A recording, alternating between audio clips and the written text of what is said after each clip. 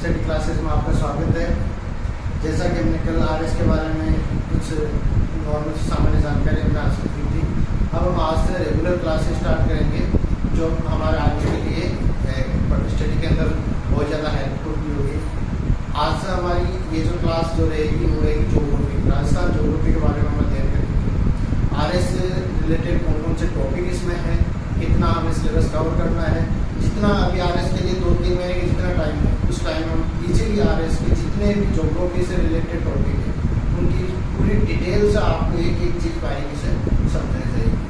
आज का हमारा जो टॉपिक रहेगा वो हम पढ़ेंगे आज राजस्थान की उत्पत्ति के बारे में। राजस्थान की उत्पत्ति कि राजस्थान की शुरुआत कहाँ से हुई, उत्पत्ति कहाँ से हुई। वैसे आरएस के पेपरों में देखा जाता है तो राजस्थान के सामान्य जो है इससे लेकर के भी एक दो क्वेश्चन पूछा जा सकता है। वैसे पिछले एग्जाम में ऐसा नहीं कि पूछा ही नहीं जाता, पिछले एग्जाम जैसे नहीं पूछा गया, लेकिन उससे पहले इससे रिलेटेड कुछ क्वेश्चन पुटअप किए जा चुके हैं। तो हमें जो शुरुआती तौर पर यहाँ से शुरू करना है। आज का पहला हमारा टॉपिक रहेगा राजस्थान की उत्पत्ति कि राजस्थान की उत्पत्ति कहाँ से हुई। जैसे कि हम सबको पता है ये हमारी पृथ्वी है, इसका 29 पार्ट है, 23% जो पार्ट है वो है लैंड एरिया यानी भूमि क्षेत्र, और जो रिमेनिंग जो 71% है ये है वाटर एरिया। ये सारा महासागरीय क्षेत्र है, महासागरीय भाग है इसमें, और ये महाद्वीप है इसमें। महासागर और महाद्वीप है, जो ये पूरा टोटल एरिया है वो किससे बना हुआ है। हमारी पहले पृथ्वी है वो 2 भागों में बटी हुई थी, एक भाग यहाँ पे था, एक दक्षिणी भाग यहाँ पे था इसका, और बीच में ये लैंड जो है वाटर एरिया था। ये जो भाग था इसको बोलते हैं अंगारा लैंड, और ये जो भाग था ये है गोंडवाना लैंड। गोंडवाना लैंड हमारी पृथ्वी है 2 अलग अलग भागों से बनी हुई है। एक अंगारा लैंड जो उत्तरी भाग है पृथ्वी का, और यह है दक्षिणी भाग। गोंडवाना लैंड है वो दक्षिणी भाग। अल्बर्ट जो वैगनर है उन्होंने इस महाद्वीपीय क्षेत्र को पेंजिया नाम दिया है। महाद्वीपीय क्षेत्र को क्या नाम दिया है, पेंजिया नाम दिया है। जबकि जो ये जलीय क्षेत्र है 71% इसको पेंथालासा का नाम दिया है जलीय क्षेत्र, और जो लैंड एरिया है उसको पेंजिया का नाम दिया है। और ये नाम किसने दिया है, अल्फ्रेड वेगनर ने। किसने दिया है, अल्फ्रेड वेगनर ने इसको क्या नाम दिया है, पेंजिया और पेंथालासा। पेंजिया 2 भागों में बटा हुआ है, अंगारा लैंड जो उत्तरी भाग है पेंजिया का, और जो सेकंड है गोंडवाना लैंड जो कि दक्षिणी भाग है। बीच में जो ये जलीय क्षेत्र है जिसको भूसंगति बोलते हैं, भूसंगति बोलते हैं, ये क्या है, तेजित सागर। इन दोनों ही लैंड एरिया के बीच में एक जो है भूसंगति जो भाग है उसको क्या बोला गया है, तेजित सागर का नाम दिया गया है। पेंथालासा है वो महासागरीय या जलीय भाग जिसको बोलते हैं हम लोग, और जो पेंजिया है ये भूमि क्षेत्र है, लैंड एरिया जो है इसको क्या नाम दिया गया है, पेंजिया नाम दिया गया जो अल्फ्रेड वेगनर ने दिया है। अब राजस्थान का निर्माण इनमें से कैसे हुआ, राजस्थान का जो निर्माण, एक बार आप इसका स्क्रीनशॉट ले लीजिए।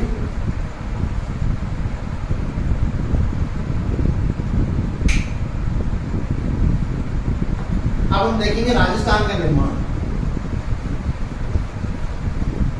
कि राजस्थान का निर्माण किन किन से बनकर के हुआ है। राजस्थान का निर्माण,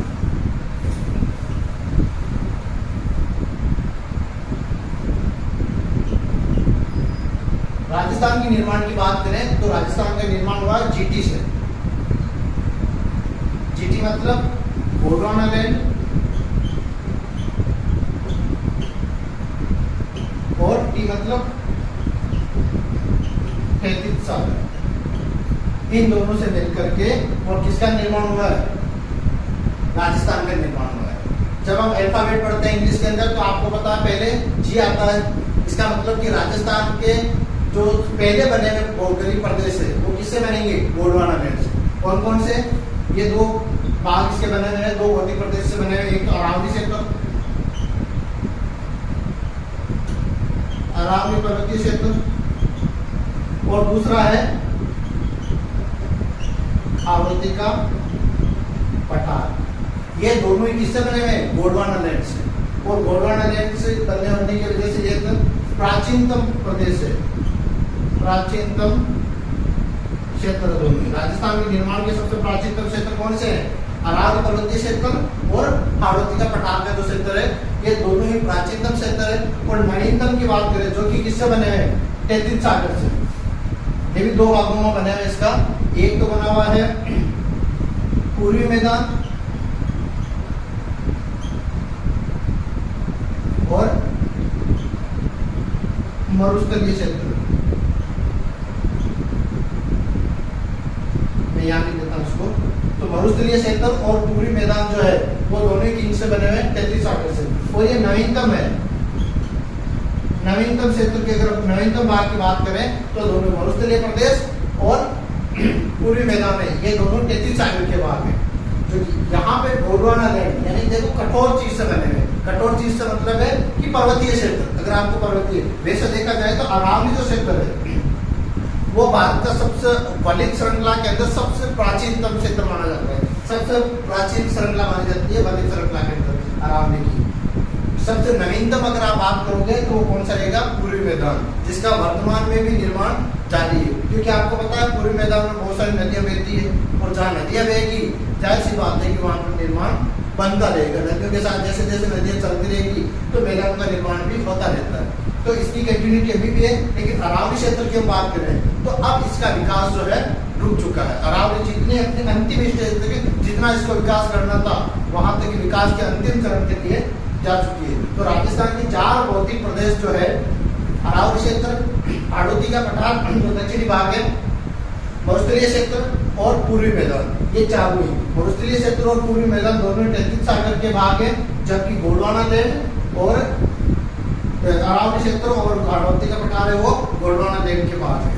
अब अगर हम बात करें अरावली क्षेत्र और हाड़ौती पठार की तो ये दोनों ही वो गोंडवाना लैंड के भाग है, जो कि भारत के उत्तरी विशाल मैदान है उसके दोनों। ये जो है प्रायद्वीपीय पठार का है, ये उत्तरी विशाल मैदान का है। ये अगर इस क्षेत्र की बात करें तो भारत के जो प्रायद्वीपीय भाग है, प्रायद्वीपीय भाग पठार उसका भाग है दोनों ही। और ये जो क्षेत्र है ये उत्तरी विशाल मैदान है, उत्तरी विशाल मैदान का, ये भारत के उत्तरी विशाल मैदान का भाग माना गया है।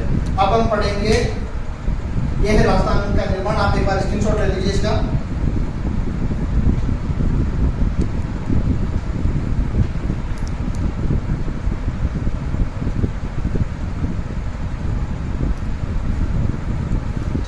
अब हम पढ़ेंगे राजस्थान की स्थिति और विस्तार।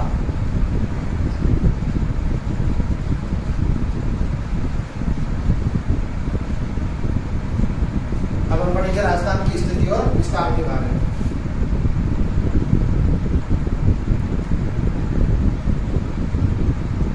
पहले हम पढ़ लेते हैं राजस्थान की स्थिति के बारे में कि राजस्थान कहाँ पर स्थित है।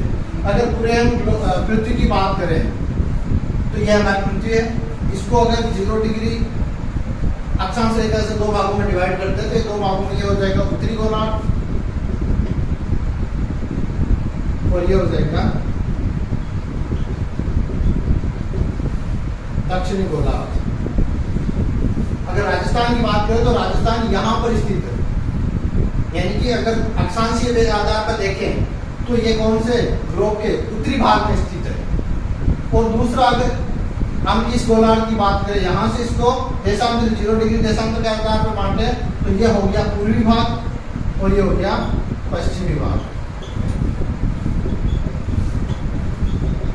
इसको हम गोलार्ध भी बोल सकते हैं, पूर्वी गोलार्ध और पश्चिमी गोलार्ध। तो राजस्थान की स्थिति है वो यहाँ पर देखने को मिल सकती है। तो अक्षांश और देशांतर के आधार पर, अक्षांश व देशांतर के आधार पर राजस्थान की स्थिति वो क्या है, उत्तरी पूर्वी है। राजस्थान अक्षांश और देशांतर के आधार पर अगर हम देखेंगे तो राजस्थान की स्थिति कहां पर है, उत्तरी पूर्वी भाग पर है। आप एक बार इसका स्क्रीनशॉट कर लीजिए।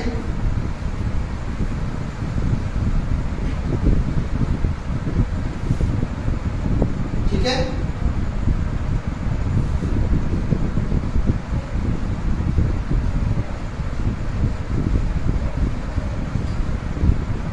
तो भारत के आधार पर अगर आप बात करें, भारत के आधार पर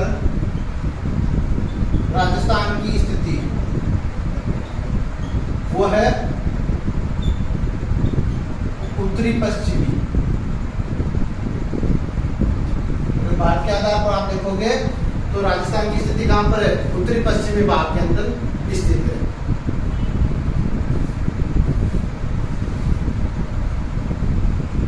अब हम पढ़ेंगे राजस्थान का अक्षांशीय विस्तार क्या है। राजस्थान का अक्षांशीय विस्तार,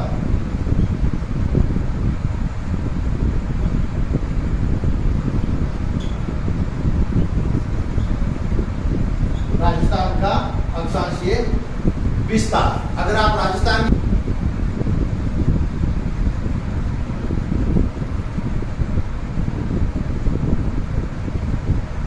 अगर ये हम राजस्थान का मैप आपको जैसे दिख रहा, धीरे धीरे प्रैक्टिस के साथ धीरे धीरे राजस्थान का मैप भी अच्छा पता लगेगा। अक्षांशीय आधार पर देखेंगे तो राजस्थान का तो ये जो भाग है नीचे का, यहाँ पर है पांच, ये कौन सा जिला है यहाँ पर, बांसवाड़ा, और ये गंगानगर। राजस्थान का जो टोटल अगर आप किलोमीटर वाइज देखोगे यहाँ से यहाँ तक का, तो टोटल 826 किलोमीटर राजस्थान का विस्तार है। अगर आप गंगानगर से बांसवाड़ा की तरफ एनालाइज करोगे तो अगर यहाँ का आप देखोगे अक्षांशीय आधार पर देखें तो 30 डिग्री 12 मिनट उत्तरी अक्षांश, जिसको आप नॉर्थ लैटिट्यूड बोल सकते हो। और यहाँ का विस्तार आप देखोगे तो 23 डिग्री 03 मिनट उत्तरी अक्षांश, जिसको नॉर्थ लैटिट्यूड में बोलते हैं। यहाँ का जो अंतिम बिंदु है उसको हम बोलते हैं बोरकुंड, बोरकुंड गांव।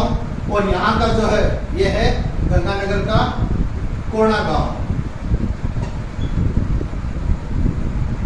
गंगानगर का कोणा गांव की जो अक्षांशीय स्थिति है वो 30 डिग्री 12 मिनट उत्तरी अक्षांश, जिसको नॉर्थ लैटिट्यूड बोलते हैं हम लोग। और बांसवाड़ा का जो बोरकुंड गांव है यहाँ पर अक्षांशीय स्थिति है वो 23 डिग्री 03 मिनट, जिसको उत्तरी अक्षांश, जिसको नॉर्थ लैटिट्यूड आप बोल सकते हैं। तो राजस्थान का जो है अक्षांशीय विस्तार है वो 30 डिग्री 12 मिनट उत्तरी अक्षांश से 23 डिग्री 03 मिनट उत्तरी अक्षांश है। इन दोनों के अंदर अगर हम अक्षांशीय विस्तार देखें इसका,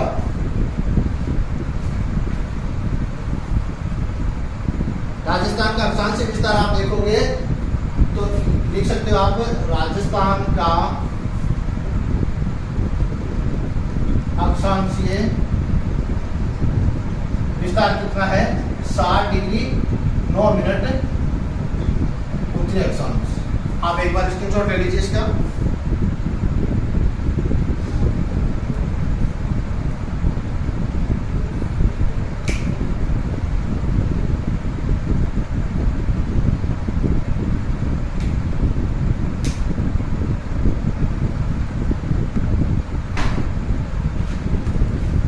ठीक है, अब आप देखिए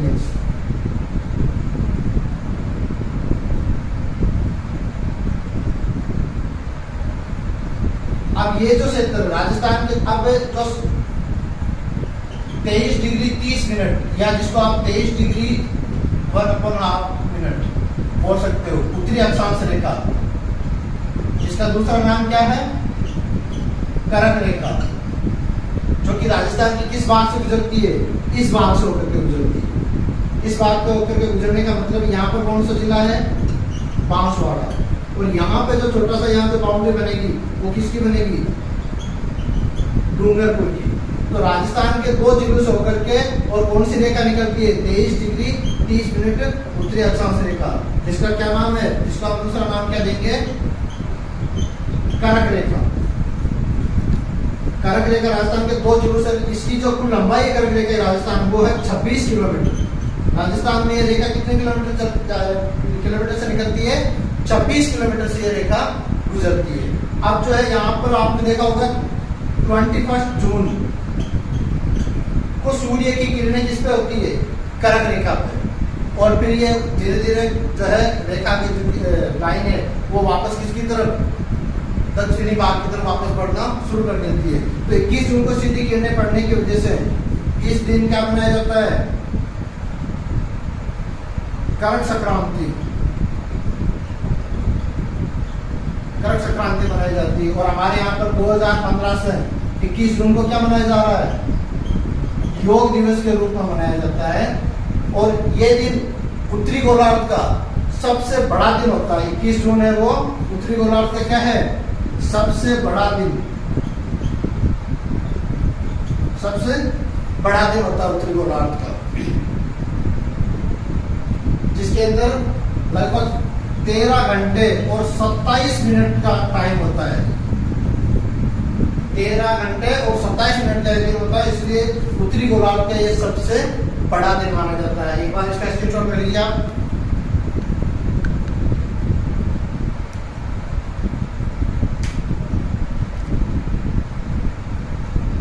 ठीक है,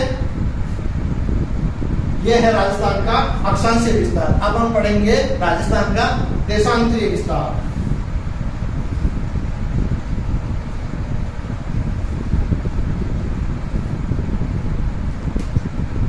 राजस्थान का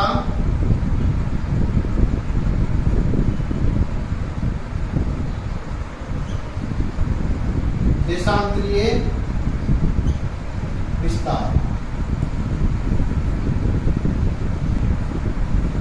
अब हम पढ़ेंगे राजस्थान का देशांतरीय विस्तार। ये राजस्थान है जैसा अभी हमने बनाया था।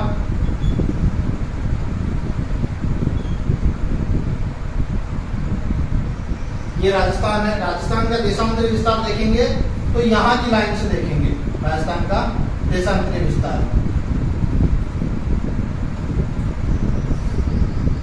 अब राजस्थान की स्थिति देशांतरीय आधार पर किस तरफ थी, पूर्व की ओर, यानी कि यहाँ से जो है जो ग्रीनविच लाइन है उस ग्रीनविच लाइन के इस तरफ का जो भाग है वो देशांतरीय भाग रहेगा। तो यहाँ हम देखेंगे सबसे पहले तो जैसलमेर है, यहाँ पर कटरा गांव, कटरा गांव जैसलमेर, इसका देशांतरीय कितना है, 69 डिग्री 30 मिनट। और यहाँ पर है, यह है कोणा गांव, सॉरी सिलाना, सिलाना जो कहाँ पर है, धौलपुर के अंदर। यहाँ का देशांतरीय विस्तार है 78 डिग्री 17 मिनट पूर्वी देशांतर। ये कौन सा है, पूर्वी देशांतर। और ये भी कौन सा है, पूर्वी देशांतर। यहाँ से राजस्थान के कटरा से लेकर के और सिलाना तक की जो कुल दूरी है वो कितनी है, 869 किलोमीटर जो है राजस्थान की दूरी। अगर आप ऐसे देखते हो जैसे राजस्थान के वीर योद्धा हुए राजस्थान में, तो राजस्थान में वीर योद्धाओं की वजह से क्या होती है, छाती चौड़ी होती है। इसका मतलब राजस्थान की छाती चौड़ी है, मीन्स की इसका जो जैसलमेर से धौलपुर का जो क्षेत्र है वो ज्यादा बड़ा है एज ए कंपेयरिंग गंगानगर से बांसवाड़ा के। राजस्थान का जो देशांतरीय विस्तार है, देखिए आप, राजस्थान का देशांतरीय विस्तार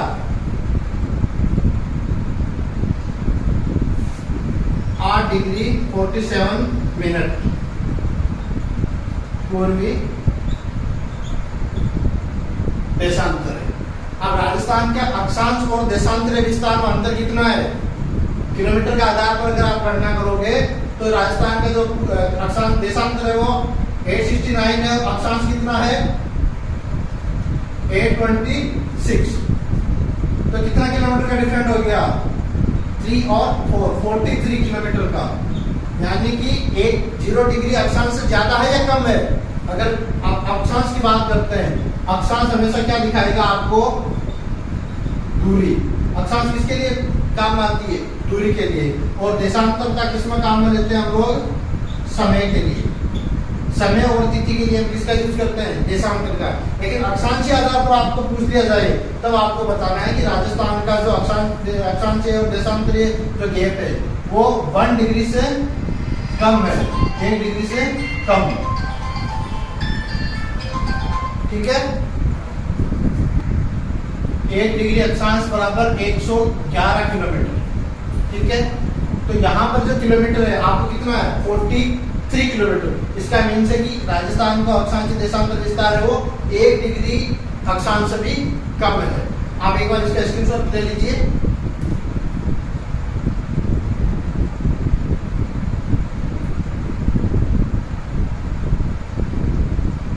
देखिए, स्क्रीनशॉट ले लिया आपने।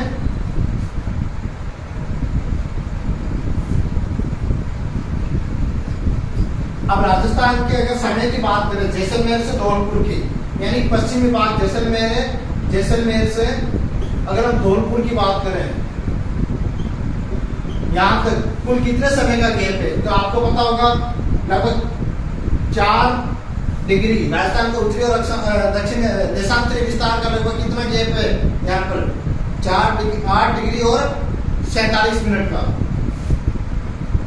8 डिग्री 47 मिनट इतना गैप है, देशांतरी गैप। अगर आप समय की गणना करोगे दोनों के बीच में कितना समय का अंतर है, तो आप देखोगे 1 डिग्री देशांतर इक्वल टू बराबर कितना होता है? 4 मिनट। और 1 मिनट देशांतर बराबर 4 सेकेंड। तो 8 डिग्री है, 8 डिग्री को आप किससे मल्टीप्लाई करोगे? 4 मिनट से, तो 32 मिनट हो गए। और 47 मिनट है, इनको आप 4 से मल्टीप्लाई करोगे तो 188 सेकेंड रहेंगे। तो इसको आप अगर समय में चेंज करोगे तो टोटल समय का कितना अंतर है? 35 मिनट 8 सेकेंड का गैप है। किस किस के बीच में? जैसलमेर से लेकर के धौलपुर में। लेकिन राजस्थान का समय इक्वल क्यों आता है? क्योंकि हमारे पूरे संपूर्ण भारत का जो मानक समय रेखा है वो कौन सी है? 82.5 डिग्री जो लाइन है उसके पूरी देशांतर लाइन के अकॉर्डिंग हम क्या करते हैं? मानक रेखा बना रखी है, उसी से इनका आकलन किया जाता है। ठीक है, एक बार आप ये लिख लीजिए। ठीक है, अब राजस्थान की जो है, राजस्थान में सूर्य की किरणें सबसे ज्यादा सीधी पड़ती है बांसवाड़ा पे, और सबसे ज्यादा जो तिरछी पड़ती है वो पड़ती है गंगानगर पे। ठीक है, अब हम बात करेंगे मध्य गांव। राजस्थान में अगर मध्य गांव देखेंगे तो भू राजस्व सर्वे के अनुसार, भू राजस्व सर्वे के बोर्ड के अकॉर्डिंग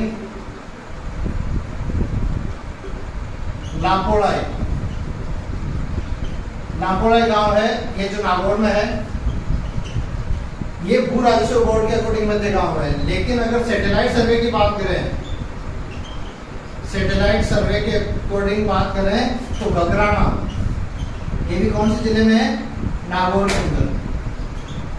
ये मध्य गांव है राजस्थान का। और मध्य जिला आपको पता है, जाहिर सी बात है कि नागौर ही रहेगा, चाहे वो लापोड़ाई के आधार पर हो या बगराना का आधार पर। एक बार स्क्रीनशॉट ले लीजिए इसका।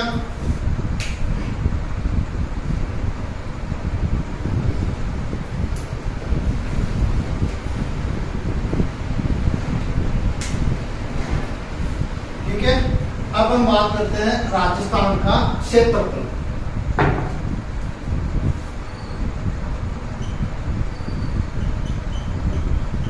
राजस्थान का क्षेत्रफल 2 आधार पर देख सकते हैं हम लोग, किलोमीटर स्क्वायर में और मेल में। किलोमीटर स्क्वायर में हम देखेंगे 3,42,239.75 किलोमीटर रहेगा।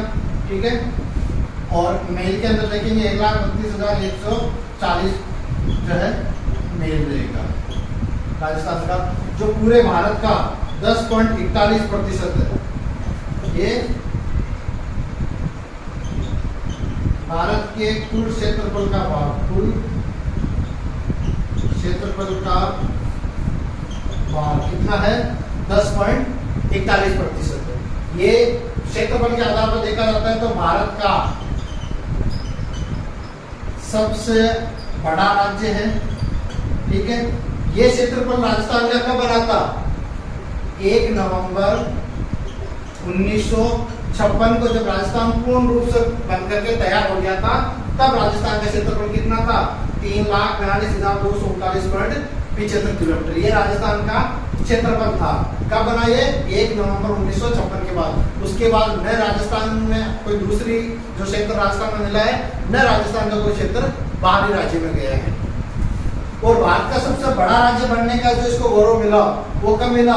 2000 के बाद में इसको जो है भारत का सबसे बड़ा राज्य बनने का अधिकार मिला, जो क्षेत्र मिला। पहले इससे पहले छत्तीसगढ़ भारत का सबसे बड़ा राज्य हुआ करता था, लेकिन 2000 के अंदर छत्तीसगढ़ 2 अलग अलग भागों में बंटने की वजह से भारत का सबसे बड़ा राज्य कौन बन गया? राजस्थान। ठीक है, स्क्रीनशॉट ले लीजिए आप इसका।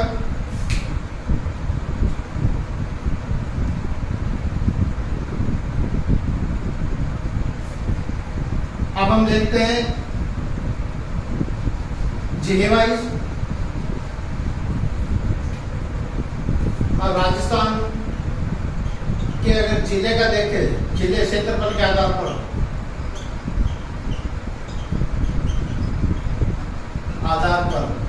तो 2 भागों में देख सकते हैं हम लोग। एक तो सबसे बड़े जिले और दूसरा है सबसे छोटे जिले। सबसे बड़े जिले आपको देखना है तो जे, बी और जे। जे मतलब जैसलमेर, बी मतलब बीकानेर, इस बी का मतलब बाड़मेर और इस बी का मतलब जोधपुर। ये राजस्थान के सबसे बड़े जिले हैं। सबसे छोटे जिलों की अगर हम देखें तो डी, और पी। डी मतलब धौलपुर, सेकंड नंबर पे आता है दौसा, थर्ड नंबर पे आता है डूंगरपुर और 4th नंबर पे प्रतापगढ़। ये राजस्थान के सबसे छोटे 4 जिले हैं और ये राजस्थान के सबसे बड़े 4 जिले हैं। लिख लीजिए एक बार इनको।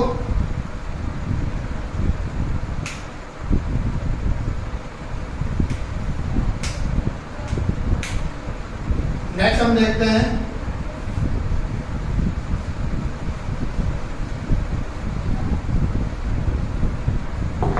राजस्थान की आकृति।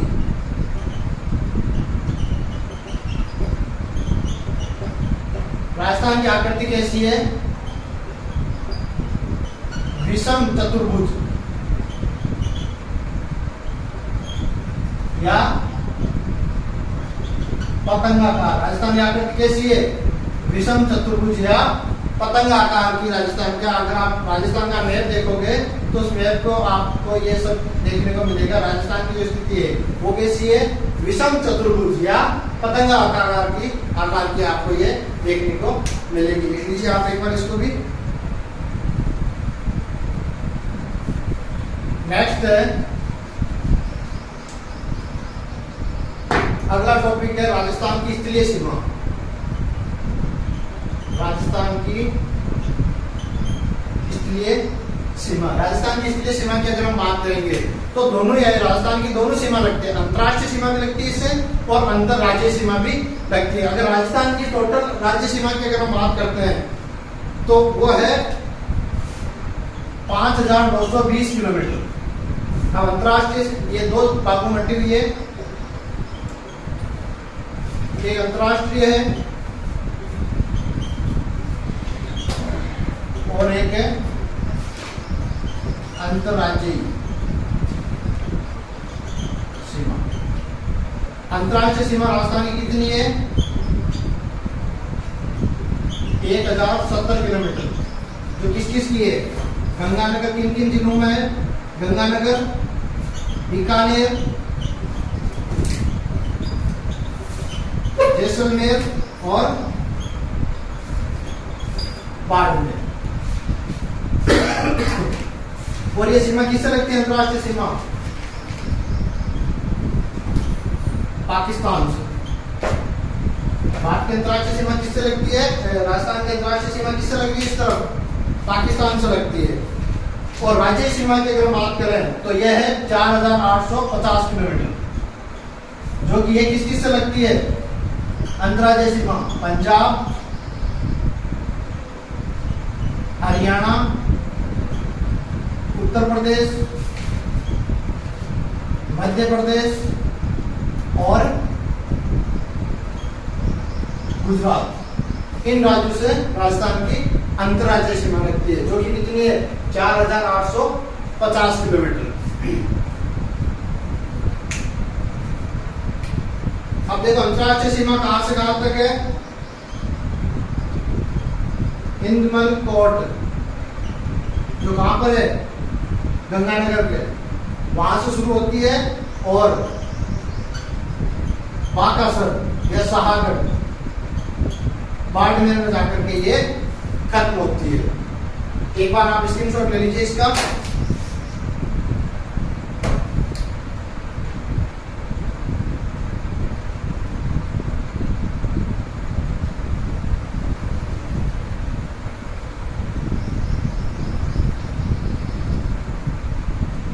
गंगानगर की आप देखोगे तो कुल कितनी है? 210 किलोमीटर। बीकानेर की 168 किलोमीटर। जैसलमेर की 448 किलोमीटर, 464 किलोमीटर। और बाड़मेर की बात करोगे तो 228 किलोमीटर। ये अंतर्राष्ट्रीय सीमा है राजस्थान की पाकिस्तान से।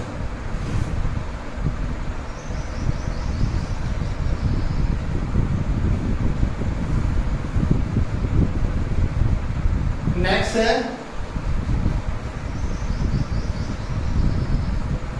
अंतर्राष्ट्रीय सीमा की बात करें हम लोग,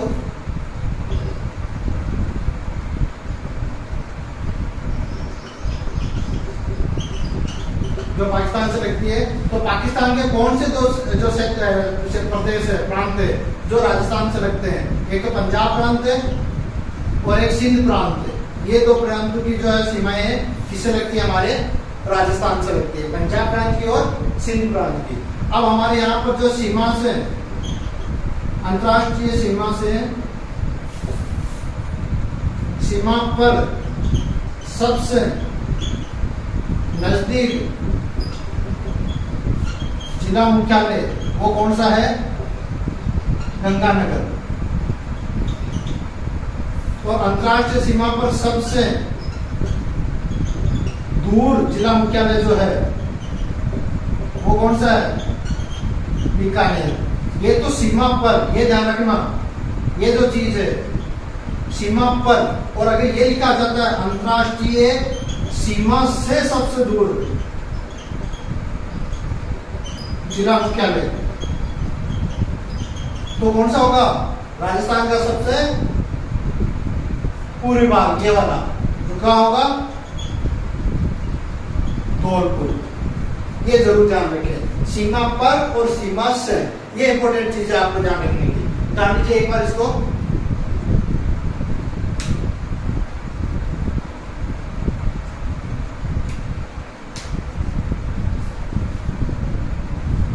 एक चीज और आपसे पूछी जा सकती है कि अंतर्राष्ट्रीय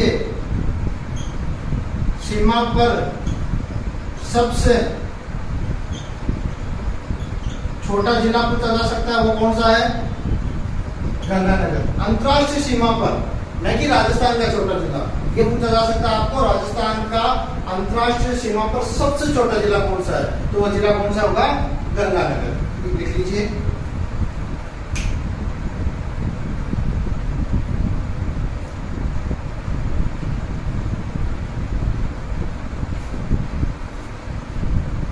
अब हम बात करते हैं अंतर्राज्यीय सीमा की।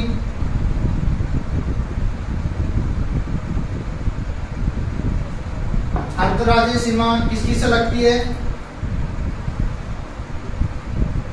Number 1 Punjab, number 2 Haryana, number 3 Uttar Pradesh, number 4 Madhya Pradesh,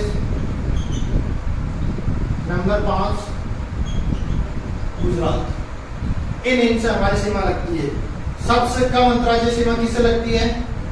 Punjab से, और सबसे अधिक मध्य प्रदेश से। यहाँ पर 2 जिले लगते हैं इसमें, और इसमें लगते हैं 10 जिले। हरियाणा की हम बात करें तो 1262 किलोमीटर रहेगा। उत्तर प्रदेश की राजस्थान जो सीमा लगने वाली है वो लगती है 877 किलोमीटर। और हम गुजरात की बात करें तो गुजरात की सीमा लगती है, राजस्थान से लगती है 1022 किलोमीटर। 2 जिले लगते हैं इसके। इस हरियाणा से हमारे 7 जिले लगते हैं, इससे 10 जिले लगते हैं। मध्य प्रदेश उत्तर प्रदेश से 2 जिले लगते हैं, मध्य प्रदेश से 10 जिले लगते हैं, और गुजरात से हमारे 6 जिले लगते हैं। एक बार बता लीजिए इसको।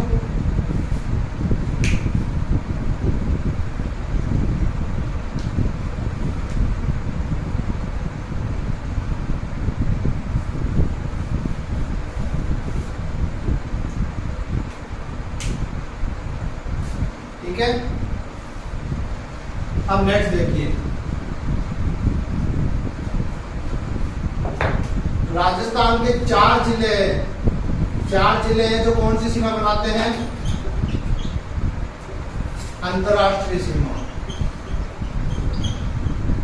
ठीक है, 25 जिले हैं, 23 जिले अंतरराज्यीय सीमा बनाते हैं। ठीक है, 2 जिले ऐसे हैं जो अंतरराष्ट्रीय भी बनाते हैं, अंतरराष्ट्रीय सीमा और अंतरराज्यीय सीमा बनाते हैं दोनों। कौन कौन से? गंगानगर और बाड़मेर 2 ऐसे जिले हैं जो अंतरराष्ट्रीय सीमा भी बनाते हैं और अंतरराज्यीय सीमा भी बनाते हैं। तो कुल टोटल सीमा बनाने वाले जिले कितने हो गए? 25 जिले हैं जो हमारे अंतरराज्यीय और अंतरराष्ट्रीय सीमाएं बनाते हैं। 25 जिले, राजस्थान के 25 जिले हैं जो कि क्या करते हैं? अंतरराष्ट्रीय और अंतरराज्यीय सीमा बनाते हैं। अब कुल कितने ऐसे जिले हैं जो किसी से सीमा नहीं बनाते? एक बार इनको काट दीजिए आप।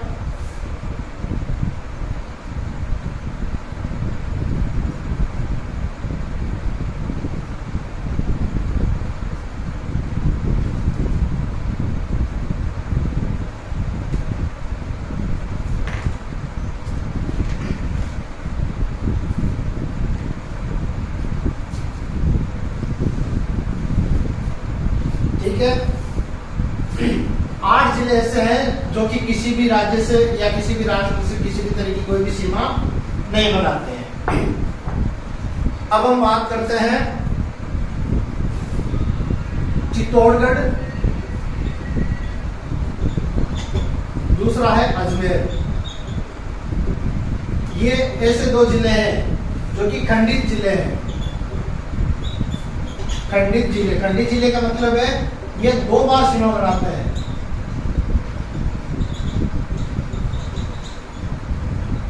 चित्तौड़गढ़ को 2 भागों में कौन बांटता है? भीलवाड़ा। ये चित्तौड़गढ़ को 2 भागों में, अलग अलग भागों में बांटता है। वैसे अजमेर को 2 भागों में कौन बांटता है? राजसमंद जिला है वो अजमेर को 2 भागों में बांटता है। अजमेर का छोटा सा भाग है जो कि अटैच है लेकिन अलग जाकर के बना हुआ है, वो राजसमंद की वजह से अलग हो रहा है। जबकि चित्तौड़गढ़ की हम बात करें तो भीलवाड़ा ऐसा जिला है जो कि चित्तौड़गढ़ को 2 भागों में बांटता है। देख लीजिए एक बार, जब तक मैं भी पानी पी लेता हूँ।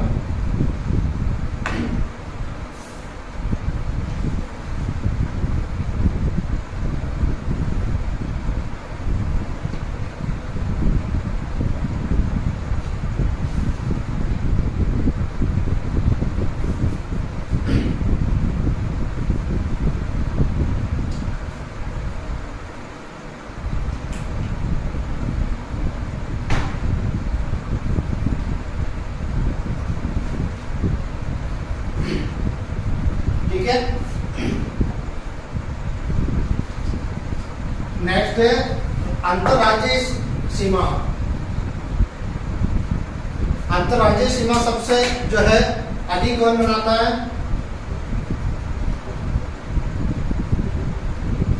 सबसे अधिक बनाता है झालावाड़। और सबसे कम, अंतर्राज्यीय सबसे कम वो बनाता है बाड़मेर। ये सबसे अधिक